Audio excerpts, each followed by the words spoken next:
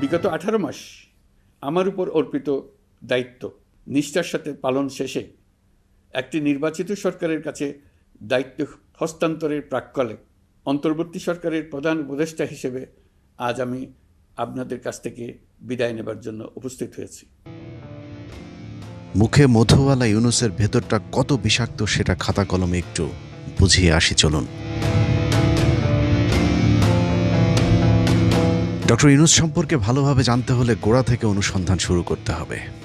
গরিবের মানবিক সুদখোর মহাজন বাংলাদেশের দরিদ্র মানুষকে ব্যাংকের মালিক বানিয়ে দেওয়ার স্বপ্ন দেখিয়ে অত্যাধুনিক এক সুদের ব্যবসা শুরু করেছিলেন।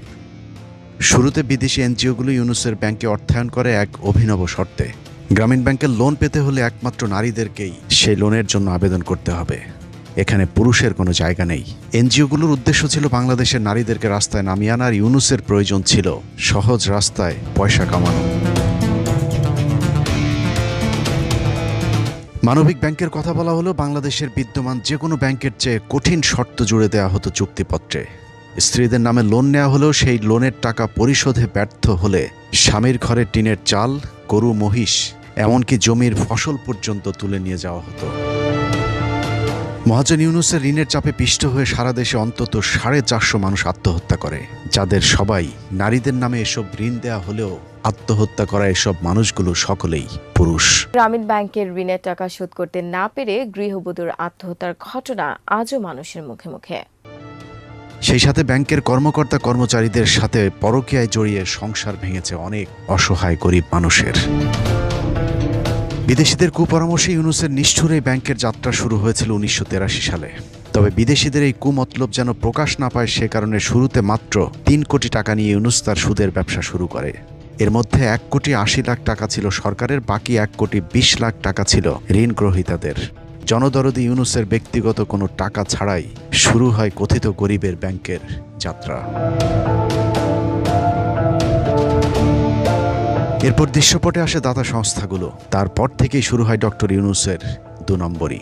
যেহেতু সরকারি অধ্যাদেশের মাধ্যমেই গ্রামীণ ব্যাংক নামক প্রতিষ্ঠানটির জন্ম হয়েছে, সে কারণে দাতা সংস্থাগুলোর অনুদানের অর্থ যদি প্রতিষ্ঠানের নামে আসে তাহলে ইউনুসের সব অর্থ আত্মসাৎ করার সুযোগ থাকত না, কারণ লভ্যাংশ সরকার এবং ঋণ গ্রহীতাদের মাঝে ভাগাভাগি করতে হতো।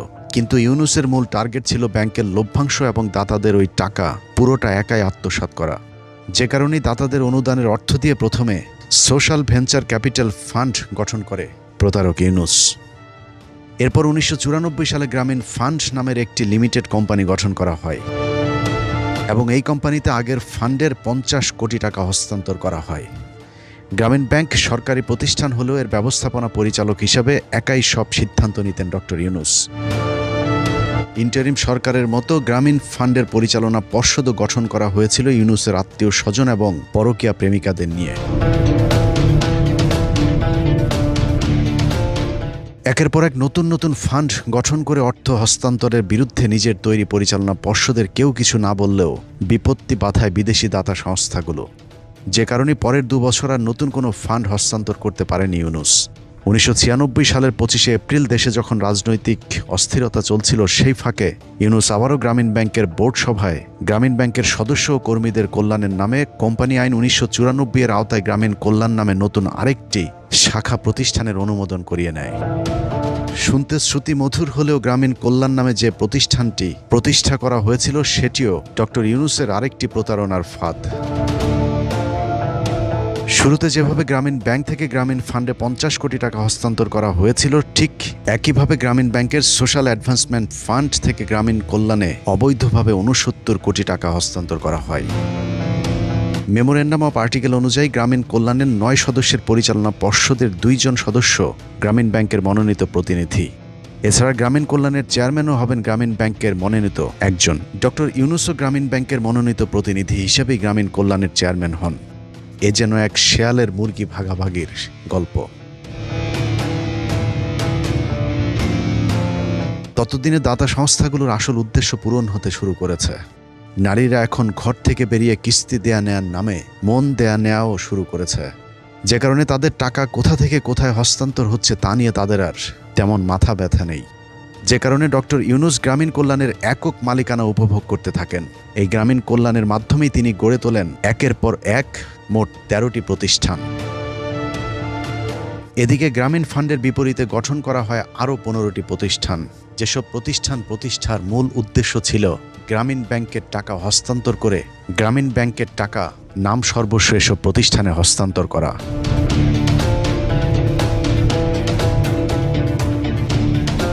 এসব নাম সর্বস্ব প্রতিষ্ঠানগুলোর মাধ্যমে বাংলাদেশের মানুষের কোনো উপকার না হলেও কপাল খুলে যায় ইউনূসের। গ্রামীণ ব্যাংকের নামে আসা বিদেশিদের অর্থ আর ঋণ গ্রহীতাদের রক্তচোষা সুদের টাকা এসব প্রতিষ্ঠানের নামে হস্তান্তর করতে শুরু করে ইউনূস। গ্রামীণ ব্যাংক থেকে ফান্ড সরানোর পর ইউনূস মূল প্রতিষ্ঠান গ্রামীণ ব্যাংকে ছুড়ে ফেলেন। আগেই বলেছে, গ্রামীণ ব্যাংক যেহেতু সরকারি অধ্যাদেশের মাধ্যমে প্রতিষ্ঠিত হয়েছিল, সে কারণে গ্রামীণ ব্যাংকের সাথে থাকলে সরকারি এসব নিয়মনীতি মেনে চলতে হতো। যে কারণে ইউনূস গ্রামীণ ব্যাংকের অর্থ সরিয়ে নিয়ে গ্রামীণ ফান্ড এবং গ্রামীণ কল্যাণ নামে দুটি প্রতিষ্ঠানের স্বৈরতন্ত্র প্রতিষ্ঠা করেন। কিন্তু গ্রামীণ ফান্ড এবং গ্রামীণ কল্যাণ নামে দুটি প্রতিষ্ঠানের মাদার প্রতিষ্ঠান যেহেতু গ্রামীণ ব্যাংক, সেহেতু আইনত এই প্রতিষ্ঠান দুটো গ্রামীণ ব্যাংকের অঙ্গ প্রতিষ্ঠান হিসেবে বিবেচিত। অতএব দেশের বিদ্যমান আইন অনুযায়ী প্রতিষ্ঠানগুলো চলতে বাধ্য ছিল। কিন্তু ডক্টর ইউনূস নিজেকে আইনের ঊর্ধ্বে ভাবতে শুরু করেন। ঠিক তখনই খেলাটা শুরু হয়।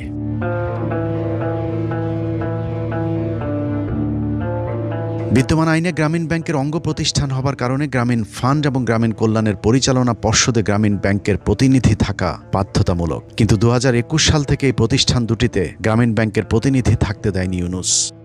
গ্রামীণ ব্যাংকের পরিচালনা পর্ষদের সিদ্ধান্ত অনুযায়ী এই দুটি প্রতিষ্ঠানের চেয়ারম্যান হবেন গ্রামীণ ব্যাংকের মনোনীত ব্যক্তি। কিন্তু ডক্টর ইউনূস জোরপূর্বক গ্রামীণ কল্যাণ এবং গ্রামীণ ফান্ডের চেয়ারম্যানের পদ ছাড়তে অস্বীকৃতি জানান। এরপরেই শুরু হয় ডক্টর ইউনূস এবং সরকারের সাথে দ্বন্দ্ব। হাসিনার সাথেই দ্বন্দ্ব হয়তো এত প্রকট হতো না যদি না ডক্টর ইউনূস 111-এর সময় -2 ফর্মুলায় যুক্ত হতেন। তবে দুই শয়তানের যুদ্ধটা যথেষ্ট উপভোগ্য ছিল বাংলাদেশের মানুষের জন্য। প্রতিহিংসা নেয় ডক্টর ইউনূস এবং এমডি পদের জন্য পদ্মা সেতুর মতো সেতুর টাকা বন্ধ করেছে, তাকেও আবার পদ্মা নদীতে দিয়ে 2টা চুবনি দিয়ে উঠাই নেওয়া উচিত, মরে যাতে না যায়। একটু পদ্মা নদীতে 2টা চুবনি দিয়ে সেতুতে তুলে দেওয়া উচিত, তাহলে যদি এদের শিক্ষা হয়। হাসিনা ব্যক্তিগত আক্রমণ দেখালেও ডক্টর ইউনূসের বিরুদ্ধে অভিযোগ ছিল সুনির্দিষ্ট। বাংলাদেশ ব্যাংক সূত্রে জানা যায়, ডক্টর মোহাম্মদ ইউনূসের সাউথ ইস্ট ব্যাংকের 021210020061 নম্বরের অ্যাকাউন্টে 2000 সাল থেকে 2023 সাল পর্যন্ত 118,27,76,368 টাকা বিদেশি অনুদান এসেছে। এ অর্থের প্রায় অর্ধেক 47,89,96,655 টাকা এসেছে 111 সরকারের সময়ে। ধারণা করা হয় ইউনূসকে ক্ষমতায় বসাতেই এই অর্থ বিনিয়োগ করেছিল বিদেশিরা। তবে ক্ষমতায় বসতে না পারলেও 2005-06 ট্যাক্স ইয়ার থেকে শুরু করে 2022-23 ট্যাক্স ইয়ার পর্যন্ত সেই টাকা থেকে সরকারকে কর ফাঁকি দেওয়ার লক্ষ্যে তিনি 18,94,34,835 টাকার তথ্য গোপন করেছেন। জালিয়াতির এখানেই শেষ নয়, পুরো আয়কর ফাঁকি দিতে 2020-2021 অর্থ বছরে ডক্টর ইউনূসের ব্যক্তিগত অ্যাকাউন্ট থেকে প্রায় সব টাকা তুলে ইউনূস ট্রাস্ট নামে নতুন আরেকটি প্রতিষ্ঠান খুলে সেখানে হস্তান্তর করা হয়। ট্রাস্টের টাকা যেহেতু আয়কর মুক্ত, সে কারণে নতুন এই ট্রাস্ট গঠন করেন ডক্টর ইউনূস। এ ধরনের ফান্ডের ক্ষেত্রে সরকারকে 15% কর দিতে হলেও ইউনূস সেই করের টাকাও ফাঁকি দিয়েছেন। আর এ কারণেই ডক্টর ইউনূসের বিরুদ্ধে ট্যাক্স ফাঁকির মামলা হয়েছিল। সেই মামলাতে তার বিরুদ্ধে শাস্তি হলেও ইন্টারিম সরকারের প্রধান হয়ে তিনি সেই মামলা থেকে অব্যাহতি নেন। শ্রম আইন লঙ্ঘনের অভিযোগে নোবেলজয়ী ডক্টর মোহাম্মদ ইউনূসকে 6 মাসের বিনা শ্রম কারাদণ্ড দিয়েছে আদালত। তবে আপিল করার শর্তে জেলে না পাঠিয়ে ইউনূসকে জামিনও দেন বিচারক মেরিনা সুলতানা। এই রায়কে নিয়তি হিসেবে দেখছেন গ্রামীণ টেলিকম ও ব্যাংকের প্রতিষ্ঠাতা ডক্টর ইউনূস। কোনো কিছু প্রমাণ করতে পারে নাই, এর বিরুদ্ধে আমরা আপিল করব। এত সব জালিয়াতির পরেও সেই অর্থ যদি দেশে থাকতো তাহলে অন্তত সান্ত্বনা দেয়া যেত। কিন্তু গ্রামীণ ব্যাংকের ব্যবসার নামে জালিয়াতির এই অর্থ যেভাবে ডক্টর ইউনূস আবারও বিদেশে পাচার করেছেন, সেই গল্প আরও ভয়ঙ্কর। বিশ্বের অবৈধ অর্থ পাচারকারীদের ট্যাক্স হেভেন লুক্সেমবার্গ এবং ফ্রান্সের প্যারিসে ডক্টর মোহাম্মদ ইউনূস এক অভিজাত্যপূর্ণ সাম্রাজ্য গড়ে তুলেছেন। গ্রামীণ চেকের সাধারণ জামা কাপড়ের আড়ালে এক অন্য ইউনূস। চাকচিক্যের সাথে সেই সাম্রাজ্যে আরও অনেক কিছুই চলে, যা আমাদের অনেকের কাছেই অজানা।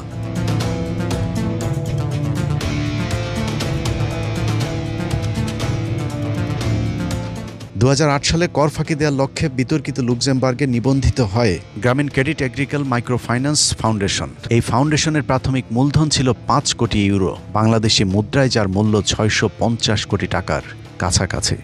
বিস্ময়ের ব্যাপার হলো এই বিশাল তহবিলে ডক্টর ইউনূসের প্রতিষ্ঠান গ্রামীণ ট্রাস্টের বিনিয়োগ মাত্র 1000 ইউরো, অথচ এই প্রতিষ্ঠানের প্রধান কর্তা ব্যক্তি ডক্টর ইউনূস। এখন প্রশ্ন হলো, মাত্র 1000 ইউরো বিনিয়োগে কারা তাকে এত বড় প্রতিষ্ঠানের দায়িত্ব দিল, আর বাকি টাকাই বা কোত্থেকে এলো?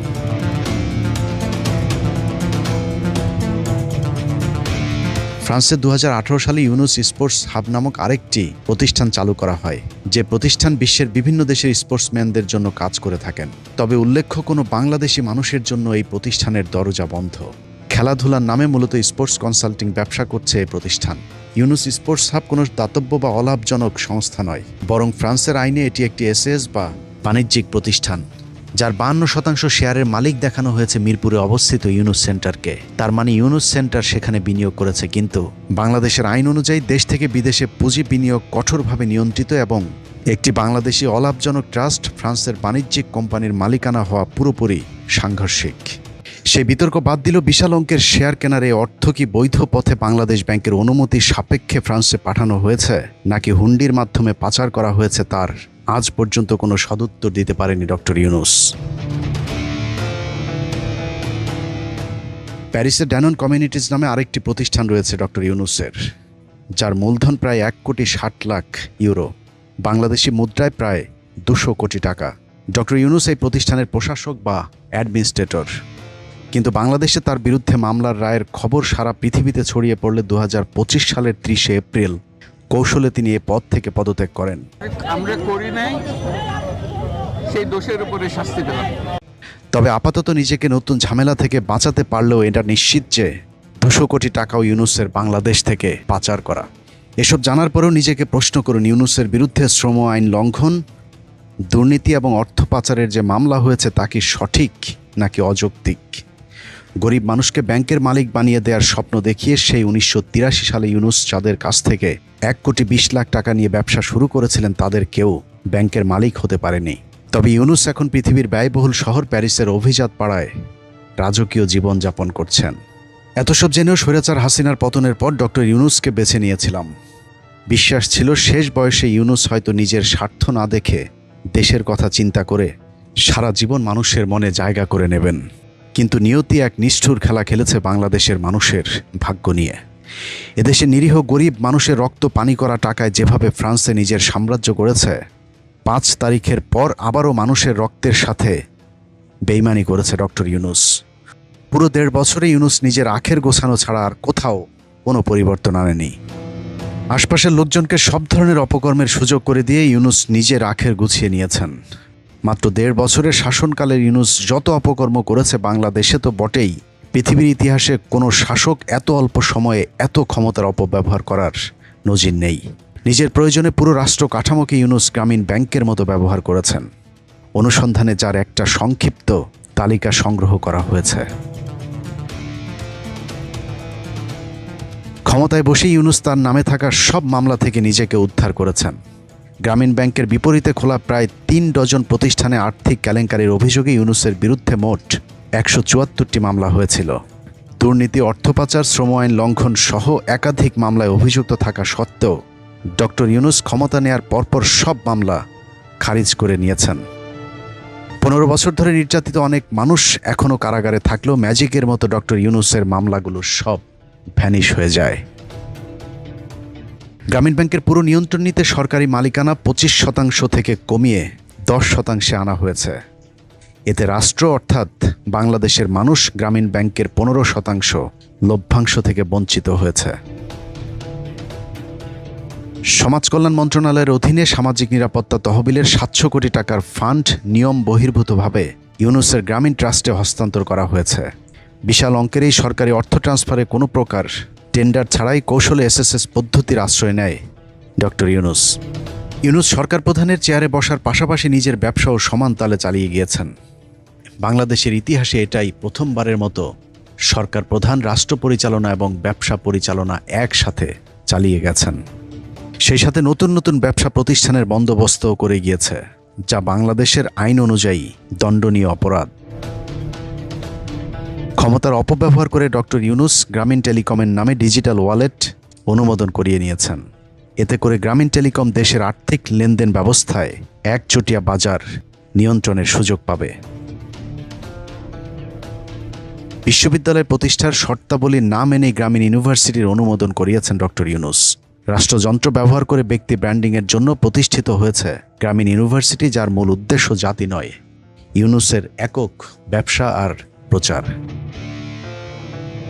একইভাবে জনশক্তি রপ্তানিতে একচ্ছত্র নিয়ন্ত্রণের লক্ষ্যে গ্রামীণ এমপ্লয়মেন্ট সার্ভিসের মাধ্যমে আদম ব্যবসাতেও নাম লিখিয়েছেন ডক্টর ইউনূস। এর বাইরেও আরও অনেক অপকর্ম করে গিয়েছেন গরিবের বন্ধু সুদখোর ইউনূস। তবে নিজের স্বার্থ উদ্ধারের পর এক মুহূর্ত দেশে থাকেননি, এমনকি তার পরিবারের কেউ এখন দেশে নেই। মহাজনী ব্যবসায় অর্জিত অর্থের মতো গেল 1.5 বছরে উপার্জিত অর্থেরও গন্তব্য সেই লুক্সেমবার্গে, যেখানে ইউনূস রাজকীয় বিলাসী জীবনযাপন করে গরিবকে স্বপ্ন দেখায় ব্যাংকের মালিক হবার। এনসিপি নেতাদের ঘাড়ে মাথা রেখে রাষ্ট্রপ্রধানের চেয়ারে বসলেও এখন দুর্দিনে তাদের পাশে নেই এই স্বার্থপর।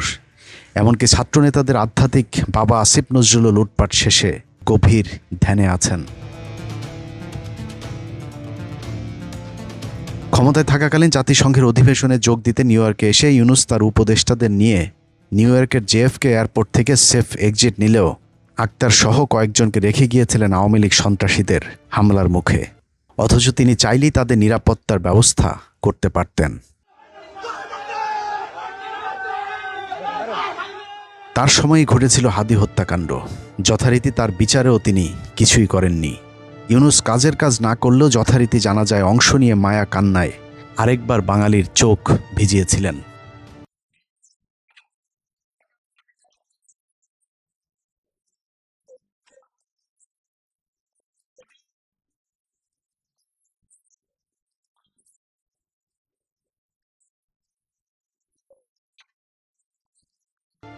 ইউনূসের মতো একঝাঁক লুটেরাদের হাতে 1.5 বছর ধরে লুট হয়েছে রক্তের দামে কেনা 24-এর মহান বিপ্লব। 5ই আগস্ট বিপ্লবীদের জন্য অপ্রাপ্তি, হতাশার দীর্ঘশ্বাস হয়ে ইতিহাসে সংরক্ষিত হবে। যদিও ইউনূস গংদের জন্যে এ বিপ্লব ছিল আশীর্বাদ, তবে ইতিহাসের এই দিন পর্যন্ত 24-এর গাদ্দাররা সুবিধাজনক অবস্থায় থাকলেও ইতিহাস কাউকে ক্ষমা করবে না। আল্লাহ হাফেজ।